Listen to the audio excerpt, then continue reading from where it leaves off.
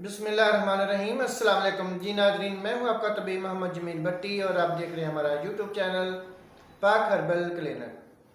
जी नाज़रीन, आज मैं अपने उन बहन भाइयों के लिए और बुज़ुर्गों के लिए एक ऐसा ज़बरदस्त नुस्खा बताने लगा हूं जो मेरे बहन भाई या बुज़ुर्ग जिस्म पर सोजिश की वजह से बहुत ज़्यादा परेशान रहते हैं।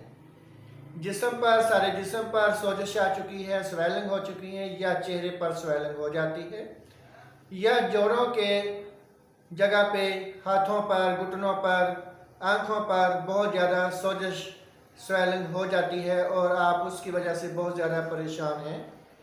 सोजिश जो है, चाहे वो कोलेस्ट्रॉल के ज़्यादा बढ़ जाने की वजह से हो या गुर्दों की खराबी की वजह से हो या किसी भी वजह से, अगर जिस्म पर सोजिश आ चुकी है और आप बहुत ज़्यादा परेशान हो चुके हैं, मायूस हो चुके हैं, तरह तरह के इलाज करवा के भी थक चुके हैं लेकिन अफाका नहीं हुआ, तो आज जो मैं नुस्खा बताने लगा हूँ बिल्कुल सादा सा नुस्खा है, किसी किस्म का साइड इफ़ेक्ट नहीं है और अगर आप इसको यकीन के साथ करेंगे तो इंशाल्लाह सिर्फ चंद दिनों में ही आपकी सोजिश जो है ये ख़त्म हो जाएगी और आपका जिस्म बिल्कुल असली हालत पर आ जाएगा। सोजिश चाहे किसी भी किस्म की क्यों ना हो, इस नुस्खे के चंद दिनों के इस्तेमाल से मुकम्मल तौर पर आप सेहतयाब हो सकते हैं। जी नाज़रीन, ये जो नुस्खा है बहुत ही आसान सा है, सस्ता सा है और आप अपने घर पर ही इसको बना सकते हैं। जिस तरीक़ा से मैं आपको बताऊंगा, जो जो चीज़ें इसमें डलनी है गौर से सुन लीजिएगा और जिस तरीक़ा से, जो तरीक़ाकार मैं आपको खाने के लिए बताऊंगा उसी तरीक़ा से आपने इसको खाना है। इंशाल्लाह आप चंद दिनों में ही मुस्तकिल तौर पर ठीक हो जाएंगे। जी नाज़रीन, उसका जानने से पहले थोड़ा सा परहेज़ भी आपको करना होगा। परहेज़ जो है वो आप सुन लीजिएगा। जिन मेरे बहन भाइयों को या बुज़ुर्गों को जिस्म पर किसी भी किस्म की सोजिश हो चुकी है, चाहे वो मैदा की खराबी की वजह से हो, कोलेस्ट्रॉल के बढ़ जाने की वजह से हो, चाहे गुर्दों की वजह से हो, गुर्दों की किसी भी वजूहात की बना पर या जिगर की वजूहात की बना पर अगर आपके जिस्म पर सोजिश हो चुकी हो, तो आपको अगर ये मैं जो इलाज बताऊंगा, जो नुस्खा बताऊंगा, अगर आपने ये करना होगा तो फिर आपको साथ परहेज़ जो है ये भी करना होगा। परहेज़ जो है ये आप सुन लीजिएगा।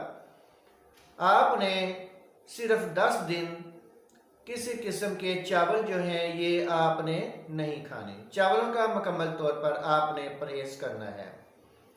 नंबर 2, तली हुई चीज़ें, मसलन के पकौड़े, समोसे, पराठा, तेज़ मिर्च मसाले वाली चीज़ें, बाज़ार के खाने, इन चीज़ों का आपने सख्ती से परहेज़ करना है। अगर आपने जल्दी ठीक होना है तो परहेज़ आपको लाजमी करना पड़ेगा। जी मेरे बहन भाइयों, अगर आप परहेज़ नहीं करेंगे तो फिर कोई भी आप नुस्खा इस्तेमाल कर रहे हैं, किसी किस्म की भी मेडिसिन इस्तेमाल कर रहे हैं, फिर तो बेसूद है, उसका कोई फ़ायदा नहीं होगा, क्योंकि इलाज से परहेज़ ज़्यादा बेहतर है। इसलिए अगर आप इलाज करना चाहते हैं तो सबसे पहले आपने परहेज़ लाजमी करना होगा। जो जो मैंने आपको चंद चीज़ें बताई हैं, सिर्फ इन्हीं का आपने परहेज़ कर लेना है। जी नाज़रीन, आइए अब चलते हैं नुस्खा की तरफ। नुस्खा जो है ये नोट कर लीजिएगा, बहुत ही सस्ता और आसान सा नुस्खा है, लेकिन फ़ायदे के लिहाज से ये इंतहाई बहुत ही कीमती नुस्खा है।